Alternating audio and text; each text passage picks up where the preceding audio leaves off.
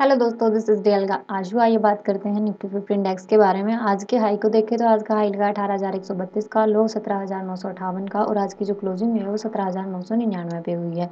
अब देखिए इंडेक्स ने एक अच्छी मूवमेंट हमें डाउन की तरफ दी है, उसके बाद उसको रीचेक किया, फिर से एक डाउन की मूवमेंट दी और फिर अब इसी जोन में कंसोलिडेशन जोन बना हुआ है हमारे लिए।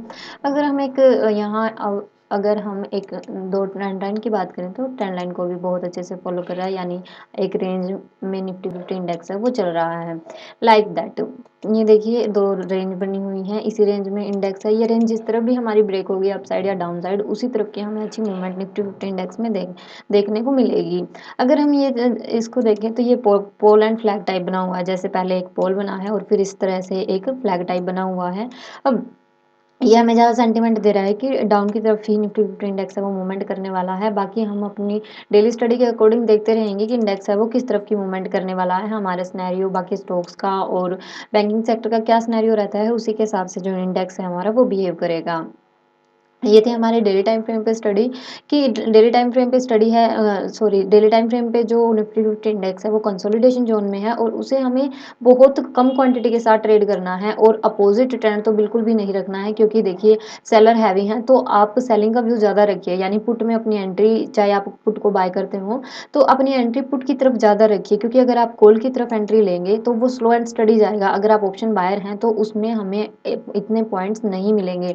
अगर हमें स्पॉट चार्ट एंट्री देता भी है तो हमारा जो ऑप्शन चार्ट है वो वहाँ बढ़ता हुआ हमें नहीं दिखाई देगा और हमारे पॉइंट्स और हमारा प्रीमियम दोनों गिरते जाएंगे और हमें अच्छा प्रॉफिट नहीं होगा। अगर हम फुट का चार्ट चार्ट देखते हैं, यानी फ्यूचर में ट्रेडिंग कर रहे हैं, तो हमारे लिए देखिए प्रॉफिटेबल ट्रेड मिल जाती है। हमें 50 से 60 पॉइंट बड़े आराम से निफ्टी 50 इंडेक्स में देखने को मिलते हैं। वो हम 5 मिनट के टाइम फ्रेम पे देखेंगे कि हमें किस तरह से मूवमेंट देखने को मिल रही है। जैसा कि हम हर बार डिस्कस करते हैं कि अगर मार्केट उसी जोन में ओपन होती है, कहीं भी उसी जोन में 17 18 20 से 25 पॉइंट के जोन में निफ्टी 50 इंडेक्स या कोई भी इंडेक्स उसी जोन में ओपन होता है तो हम तुरंत ट्रेड एग्जीक्यूट करेंगे। अब देखिए कंसोलिडेशन जोन था अच्छा, और उसी जोन में मार्केट क्लोज हुई थी, इसी जोन में, और इसी जोन में ओपन भी हो गई। जैसे ही ये कैंडल ब्रेक हुई और इसको रीचेक किया, हम हर बार सेंटीमेंट बनाते हैं कि अगर मार्केट उसी जोन में ओपन होती है और अगर फर्स्ट कैंडल अपसाइड या डाउन साइड ब्रेक नहीं होती है तो हमें उस कैंडल को देखना हो, और जैसे ही वो कैंडल हमें हिंट देती है, हमारा सिनेरियो बनाती है, हमारा सेटअप बनता है, हम उसी के अकॉर्डिंग ट्रेड करेंगे। देखिए हमारा सेटअप बना हुआ था कि मार्केट ने एक डाउन में एक अच्छी रेड कैंडल बनाई, यानी बहुत फास्ट मूवमेंट थी इस रेड कैंडल में। उसके बाद इसने रीचेक किया, रीचेक करने के बाद देखिए इस लेवल पे कहीं भी इसे ऊपर नहीं जाने दिया, क्योंकि देखिए पीछे बायर और सेलर की काफ़ी ज़्यादा भीड़ है। तो हमें ये पॉइंट सिनेरियो मिल चुका था कि अब ज़्यादा अब निफ्टी को नहीं जाने देंगे, क्योंकि सेलर हैवी हो चुके हैं सुबह सुबह के सेशन में, और यहाँ देखिए बायर और सेलर की भीड़ भी बैठी है, यानी ये भीड़ इसे अब नहीं जाने देगी। तो हमारा जो सिनेरियो था वो डाउन का, इसी कैंडल पे हमारी एंट्री हो जाती है और यहाँ तक कि हमें एक अच्छी मूवमेंट देखने को मिली। अगर आप फुट में करते हैं, ये हमारे लिए ऑप्शन बायर की तरफ के लिए ये हमारी एंट्री थी। अगर हम फुट के अंदर देखें, अगर फुट में ट्रेड करते हैं तो हम यहाँ का एसएल लगाकर और अपने एसएल को ट्रेल करते हुए यहाँ तक की मूवमेंट और काफ़ी अच्छी मूवमेंट ले सकते थे। उसके बाद मार्केट ने इसी जोन में कंसोलिडेट कर दिया, तो हम वेट एंड वॉच करेंगे। उसके बाद देखिए एक हम आज बाय का तो कोई भी चांस नहीं बनाएँगे, क्योंकि मार्केट है वो डाउन का सेंटीमेंट ज़्यादा बनाए हुए है, तो कम क्वांटिटी के साथ अगर देखिए बायर इतना अप लेके गए, कितना स्लो एंड स्टडी लेके गए थे, और उतने ही जल्दी सेलर है वो इसको उतने ही लेवल पर दोबारा से लेके आ गए, बल्कि उसको अपने लो को भी ब्रेक कर दिया उन्होंने।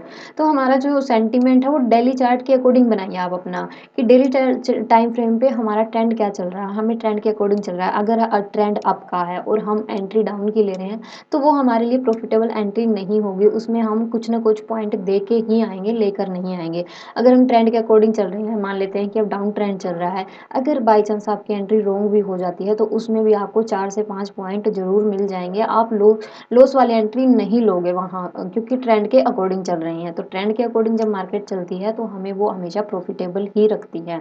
और कुछ मार्केट है वो अभी कंसोलिडेशन फेज़ में है, तो हमें बहुत सोच समझ कर और एक नॉर्मल क्वांटिटी के साथ साथ हमें ट्रेड करना है। यहाँ देखिए एक अच्छा सपोर्ट लेवल बना हुआ था लंबे कल एक ट्रेंड लाइन थी और इस ट्रेंड लाइन को जैसे ही इसने रजिस्टर किया उसके बाद एक हमें अच्छी मूवमेंट मिली इस कैंडल के बेस पे, यानी जो इसके इनसाइड में कैंडल बनी थी इसके बेस पे हम एक ट्रेड एग्जीक्यूट कर सकते थे। ये बहुत फास्ट मूवमेंट थी और बहुत जल्दी होने वाली मूवमेंट थी। 20 से 25 मिनट में इसने हमें बहुत अच्छा रिटर्न दिया। उसके बाद यहाँ कंसोलिडेट हुआ, उसके बाद देखिए एक अच्छी मूवमेंट फिर से देखने को मिली और इसी जोन में मार्केट ने वो क्लोजिंग दे दी। तो मार्केट के जो सेंटीमेंट है वो डाउन की तरफ ज़्यादा है कि कल की मार्केट है वो गैप डाउन में ओपन हो सकती है।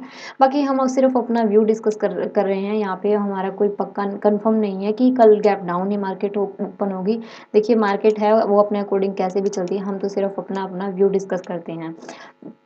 तो जो व्यू है जो क्लोजिंग देखी है वो डाउन की तरफ ही हुई है, तो ज़्यादा व्यू बना हुआ है वो हमारा ये बना हुआ है कि कल मार्केट गैप डाउन ओपन होने वाली है या फिर उसी जोन में ओपन होगी और उसके बाद एक डाउन की अच्छी एंट्री फिर से मिलेगी। हम एक बार आवरली टाइम फ्रेम पे भी डिस्कस कर लेते हैं कि आवरली टाइम फ्रेम पे हमें क्या सिनेरियो बना हुआ है निफ्टी 50 इंडेक्स के अंदर। अगर हम एक ट्रेंड लाइन की बात करें, हमारे यहाँ 2 सेटअप बने हुए हैं, ये देखिए।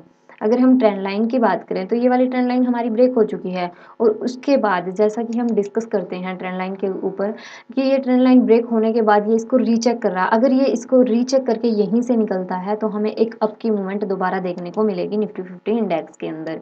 ये देखिए ये यहाँ इसको रीचेक कर रहा है, फिर ये trend line as a support का काम करेगी। सपोर्ट यहाँ से सपोर्ट लेके मार्केट अप की एक मूवमेंट हमें दे सकता है। अगर हम एक दूसरे सेंटीमेंट की बात करें जो यहाँ फॉलो हो रहा है एक सेटअप और हम उसको डिस्कस कर लेते हैं कि निफ्टी 50 इंडेक्स है वो एक चैनल में चल रहा है। दैट वन चैनल, एक मिनट, दैट वन एक चैनल बना रहा है। जैसे ही ये चैनल ब्रेक होगा हमें एक मूवमेंट फिर से देखने को मिलेगी। हमारे लिए देखिए काफ़ी अच्छा सिनेरियो बना हुआ है ये। इस चैनल को हम देखें तो अगर अप साइड देखें, जैसा कि थर्ड टाइम 3 टाइम टच होता है उसके बाद हमें देखते हैं कि जैसे ये ब्रेक अप या डाउन होगा हमें अच्छी मूवमेंट देखने को मिलेगी। यानी ये ऊपर से 3 बार टच कर चुका है, 1 टाइम और 2 टाइम, यानी ये नीचे थर्ड टाइम टच करने आएगा। अगर अगर इस बेस पे देखें तो कल का पूरा सेंटीमेंट हमारा डाउन का रहेगा। आवरली चार्ट टाइम फ्रेम के अगर ये सेटअप हमारा फॉलो होता है तो ट्रेंड लाइन वाला सेटअप फॉलो होता है तो वहाँ पे टच लेके अप की तरफ मार्केट निकलेगी। अगर ये सेटअप हमारा फॉलो होता है तो यहाँ से एक पुल बैक दोबारा से देखने को मिल सकता है, यानी अप के मूवमेंट यहाँ सपोर्ट लेके मार्केट अप की तरफ जा सकती है। तो ये हमारे सेटअप फॉलो हो रहे हैं। अब देखना ये है कि हमें हमारा कौन सा सेटअप कल की मार्केट में वो फॉलो होगा। अब देखते हैं हम 15 मिनट के टाइम फ्रेम पे हम कल कैसे ट्रेड एग्जीक्यूट कर सकते हैं कि मार्केट किस जोन में ओपन हो और कैसे हम उसके ऊपर अपने ट्रेड एग्जीक्यूट करें। 15 मिनट के टाइम फ्रेम पे हम एक लगा लेते हैं हॉरिजॉन्टल लाइन, दैट वन। ये देखिए एक ये वाली हॉरिजॉन्टल लाइन, और अगर अप की तरफ हम लगाते हैं तो ये हमारा लेवल रहेगा 18,040 के पास का। ये देखिए मार्केट अगर इसी जोन में ओपन होती है, क्योंकि कई बार मार्केट ने यहाँ से सपोर्ट एंड रेजिस्टेंस लिया है, मार्केट ने यहाँ यहीं इसी जोन से ब्रेक आउट और ब्रेक अप यानी अप ट्रेंड भी किया है और यहीं से डाउन ट्रेंड भी आया हमारा, दैट वन। ये देखिए यहाँ से डाउन ट्रेंड आया और इसी जोन में हमें एक अप ट्रेंड की शुरुआत देखने को मिली, एक अच्छी मूवमेंट भी हुई।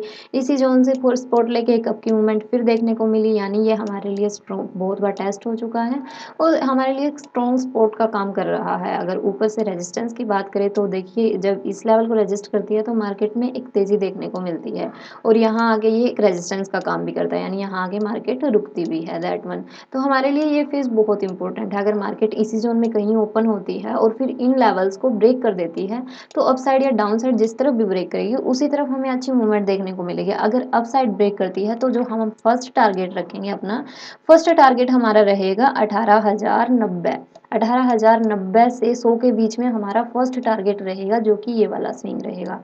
ये वाला स्विंग देखिए, ये वाली भीड़ ऊपर बैठी हुई है, ये वाला स्विंग हमारा फर्स्ट टारगेट रहेगा।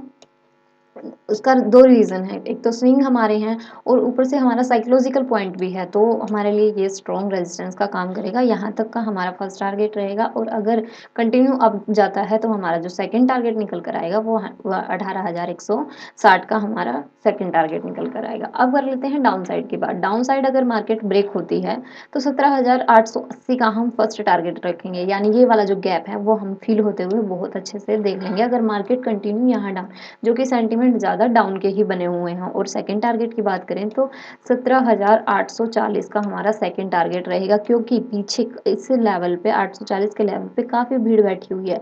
अगर इस लेवल को निकाल देता है तो फिर हम 800 से पार यानी 790 तक 780 तक भी जा सकते हैं।